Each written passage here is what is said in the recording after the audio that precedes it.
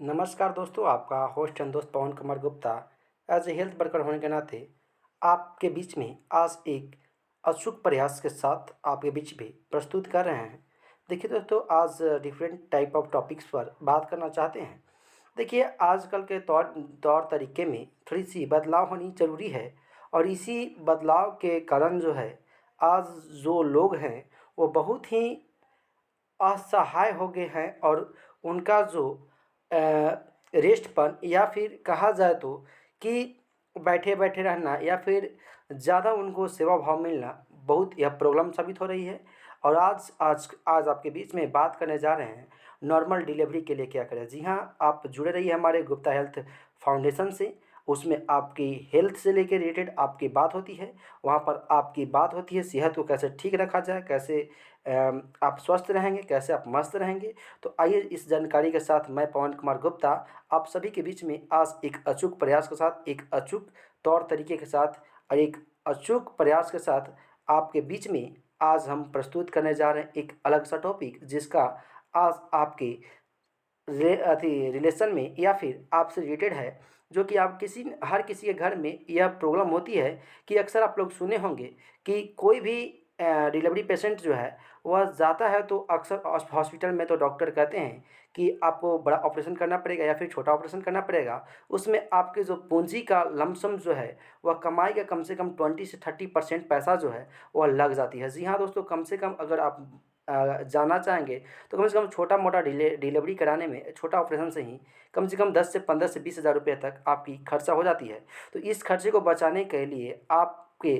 शरीर पर कुछ तौर तरीके जो हैं वह अनुष्ठित है या फिर उस पर प्रयास करें, अमल करें और उस पर आप करके अपने पैसे को आप बचा सकते हैं। देखिए दोस्तों, बात यही है कि अगर पैसे बचाने की बात जब होती है तो पैसा कमाना ही बहुत बड़ी बात नहीं होती है, पैसों को बचा लेना बहुत बड़ी बात होती है। क्योंकि देखिए दोस्तों, अगर आप 50,000 रुपये कमा रहे हैं और आपका मंथली में 20,000 रुपया खर्चा हो जा रहा है तो आप 30,000 बचा के कुछ नहीं कर पाइएगा। लेकिन अगर वही आप अगर 40,000 कमा रहे हैं और मंथली में ज़्यादा खर्चा नहीं है तो आप उस पैसे को सेविंग कर रहे हैं या फिर सेविंग कर सकते हैं। तो आज चलिए, आज आपके बीच में एक अजब सा टॉपिक पर बात करना चाहेंगे कि नॉर्मल डिलीवरी के लिए क्या करें। तो देखिए दोस्तों, आज आपके बीच में जो सब्जेक्ट लाए हुए हैं इस सब्जेक्ट के तौर पर देखिए, आज आपके बीच में हम प्रस्तुत कर रहे हैं नॉर्मल डिलीवरी को किस तरह से टारगेट करें या फिर किस तरह से आगे इसको बता रहे हैं आपको। देखिए दोस्तों, बताना चाहेंगे कि नॉर्मल डिलीवरी के लिए आप रोज़ाना हरी पत्तीदार सब्जियों का आहार शामिल करें, क्योंकि इनमें पानी की मात्रा अधिक होती है जिससे आपको नॉर्मल डिलीवरी में हेल्प मिलती है। प्रेगनेंसी के दौरान पानी खूब पिएं, दिन में कम से कम 8 से 10 गिलास पानी पीजिए। इससे बच्चे को पानी की कमी महसूस ना हो और नॉर्मल डिलीवरी संभव हो। देखिए दोस्तों, आज आपके बीच में एज ए हेल्थ वर्कर होने के नाते आज जानकारी दे रहे हैं। देखिए, आपको बता देना चाहेंगे कि यह जो डिलीवरी जो है वह इसलिए गिलास पानी पीने के लिए कहा जा रहा है कि आमतौर पर देखा जा रहा है कि जो भी जिस जिस किसी को भी डिलीवरी हो रहा है उसका बच्चे को या तो फिर जॉन्डिस का बीमारी पकड़ ले रहा है या फिर कोई प्रॉब्लम हो जा रही है। यानी पानी की कमी के कारण ही जो है आप अपने शरीर में एक बच्चे को पाल रहे हैं, आप अपने शरीर में एक बच्चे को पाल रहे हैं, एक प्राण को पाल रहे हैं, एक आत्मा को पाल रहे हैं। उसको परस्पर तौर पर पोषण के तत्व के साथ, उसमें मिनरल्स के साथ, उसको विटामिन्स के साथ वह सारा चीज़ मिलना चाहिए जो उसकी आवश्यकता होती है। और जहाँ आवश्यकता नहीं होगी वहाँ पर यह प्रॉब्लम संभव हो पाती है या फिर प्रॉब्लम कारण बन जाती है। देखिए, जहाँ पर होता है कि कोई विटामिन्स, मिनरल्स या फिर खनिज के कारण ही जो है वह प्रॉब्लम उत्पन्न होती है। और दवा में भी वही होता है जो भी विटामिन्स वगैरह है, जो भी रोग होती है उसके तहत ही चलाया जाता है दवा, उसके अकॉर्डिंग वो ठीक होता है, हो पाती है। तो आपके खाना में, भोजन में, आपकी पेय पदार्थ में वह इंक्लूड होना चाहिए जो बच्चे को चाहिए, जो उस अवस्था में चाहिए जिस अवस्था में उसको आप जन्म देना चाहते हैं। तो देखिए दोस्तों, देखिए आपको यही बताना चाहेंगे कि 8 से 10 गिलास जो पानी पीजिएगा उसमें होगा यही कि आप तो सही रहिएगा ही रहिएगा, लेकिन आपके बच्चे को भी भरपूर मात्रा में पानी की आवश्यकता होती है। उसको प्लाजेंटा के थ्रू जो है वह अपना भोजन ग्रहण करता है। तो ग्रहण करने के लिए उसको पानी की बहुत ज़रूरी होती है और पानी आप पीजिएगा तभी वह बच्चे को मिल पाएगा, अन्यथा उसमें बहुत सारी प्रॉब्लम होने लगती है। जिस तरह से आपको हम बताएं कि जॉन्डिस वगैरह अक्सर आजकल आप लोग देख रहे होंगे किसी परिवार में, आपके सगे संबंधी में हो रहा होगा। फिर आगे आपको बता दें दोस्तों कि डिलीवरी के लिए आपको स्वस्थ रहना बहुत ज़रूरी है। बच्चे के विकास अच्छे से होने के लिए आप आहार में अधिक ध्यान दें। जी हाँ दोस्तों, अभी आपको बताएं हम कि अपने शरीर को स्वस्थ रखना बहुत ज़रूरी है। आप अपने को खुश रखने का महसूस करें, या फिर वैसा स्ट्रेस फीलिंग, या फिर आप सैडनेस वाली बात मत करें, या फिर आप वैसा खुशनुमा माहौल बना के रखें जिससे आपकी कोई मानसिक तनाव पर असर ना पड़े, ताकि बच्चे को भी असर ना पड़े और बच्चे का विकास अच्छे से हो। इसके लिए आप आहार पर ध्यान दें। आहार पर ध्यान देने का मतलब होता है कि आप जो भोजन कर रहे हैं उसमें प्रोटीन की मात्रा, उसमें विटामिन्स की मात्रा उसमें भरपूर होना चाहिए। आप जो भी फ्रूट्स या फिर भोजन खा रहे हैं वो बहुत बढ़िया भोजन होना चाहिए, पोषक तत्व भोजन होना चाहिए।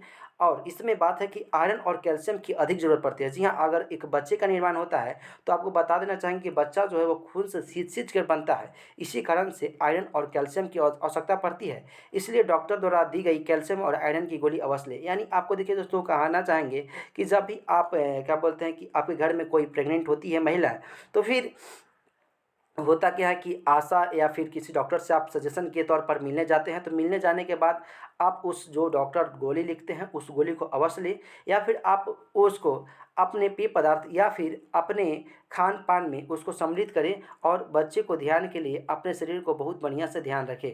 और उसके बाद फिर आगे बात करेंगे कि देखिए, क्या आप खाते हैं। जी हाँ, आप क्या खाते हो इसका असर आपके बच्चे पर, सीधे आपके बच्चे पर असर होता है। इसलिए आप अपने आहार में हरी सब्जियाँ, फल, डेयरी प्रोडक्ट्स अवश्य शामिल करें। डेयरी प्रोडक्ट्स मतलब होता है कि दूध, दूध का बना हुआ चीज़, जैसे में कि दही हो गया, दूध हो गया, छाछ हो गया, लस्सी हो गया, ये सब प्रोडक्ट शामिल करें। प्रेगनेंसी के दूसरे महीने से आखिरी महीने तक कुछ समय तक पैदल चलें और हमेशा खुश रहें। जी हाँ, आप हमेशा खुश रहिएगा। खुश रहने से आपका माहौल जो है पॉजिटिव फीलिंग आएगी, और आप जो है आप अपने आप को बेटर फील कर पाएंगे। और प्रेगनेंसी के 7वें महीने में 2-3 खजूर रोज़ाना खाएं। जी हाँ, 7वें महीने जब आप क्रॉस कर पाते हैं, जब देखिए, हालांकि होता है कि क्या कि बच्चे का जन्म जो है वो 9 से 10 महीने के बीच में होती है। जी हाँ, आमतौर पर यही देखा गया है कि 9 से 10 महीने के बीच में बच्चे का जन्म होता है। तो उसमें आप 7वां महीना क्रॉस कर जाते हैं, तो आप 2-3 खजूर रोज़ाना खाइए और ड्राई फ्रूट्स भी अवश्य खाइए। इससे आपको आम डिलीवरी में मदद मिलती है। समझ गए दोस्तों, यही जानकारी जो है आप सभी के बीच में हम साझा करना चाह रहे थे। तो देखिए, आजकल का यही बताना चाहेंगे कि जो आम डिलीवरी है वह ज़रूरी है, क्योंकि नॉर्मल डिलीवरी अक्सर जो होती है कि कभी कभी आपका शरीर जो है वह ज़्यादा मात्रा में जो है कि उसको आराम दे देते हैं। आराम देने के बाद प्रॉब्लम कर जाती है। इसीलिए आप शरीर को, जब भी आप क्या बोलते हैं, प्रेग्नेंट हो, तो फिर आप अपना वो जो है रूटीन थोड़ा बहुत चेंज करिए। आप सुबह शाम उस टहलिए। टहलने से होता है कि बच्चे के साथ आपका भी मूवमेंट होगा, बच्चे का मूवमेंट आपके पेट के साथ होगा, और बच्चा जो है रोटेट धीरे धीरे धीरे धीरे करते रहता है। हालांकि आप सुनते होंगे बहुत सारे केस वैसा भी होता है कि जिसमें कहा जाता है कि कभी डॉक्टर से मिलने गए होंगे, तो बात कहता होगा कि बच्चा जो है हल्का टेढ़ा है, हल्का टील है, से उसको मूव करने के लिए उसको पानी चढ़ाना पड़ेगा, या फिर आपको पानी चढ़ाना पड़ेगा। तो वैसा प्रॉब्लम ना आए, इसीलिए आप अपनी आहार पे, अपने खान पान पे, अपने शरीर पर बहुत ज़्यादा फोकस करें, अपना ध्यान दें। यही जानकारी आप सबके बीच में साझा करना चाहते हैं। आपकी बचत के लिए हमेशा हम लोग तत्पर रहते हैं। आपसे हेल्थ संबंधित टिप्स, आपको जानकारियाँ देती रहती हैं, ताकि आप स्वस्थ रहें, आप मस्त रहें, और आपकी परिवार खुशहाल भरी रहे। यही हमारी मनोकामना रहती है। और इसी मकसद के साथ हम लोग आज गुप्ता फाउंडेशन यूट्यूब चैनल से आप जुड़ सकते हैं, और इस जानकारी को अपने परिवार में, अपने सगे संबंधी, अपने आस पड़ोस के एरिया में ज़रूर शेयर करें। यदि उनके घर में कोई ऐसा अम, अम, महिला हैं जो प्रेग्नेंट हैं, उनके साथ यह बात को साझा करें, ताकि वह अपना ख्याल, अपना तौर तरीका, अपनी सावधानियाँ बरतें। ताकि देखिए, अक्सर यही होता है कि अगर आप अपने तौर तरीके बदल लेते हैं, तो आपको यही होगा कि आपको हेल्प मिलेगा। बहुत ज़्यादा पेन भी नहीं होगा आपको, काहे कि मूवमेंट करने से धीरे धीरे आपको हलचल भी नहीं होती है। और याद रखें कि ज़्यादा इसमें आपका चर्बी भी बढ़ना बहुत प्रॉब्लम हो जाता है, और चर्बी बढ़ने के कारण भी जो है वह आपको ऑपरेशन करने के कगार पर ले जा सकता है। और अपने शरीर को मूवमेंट में ही रखें। यह जानकारी अगर अच्छी लगी हो तो आप आगे शेयर करें। धन्यवाद दोस्तों।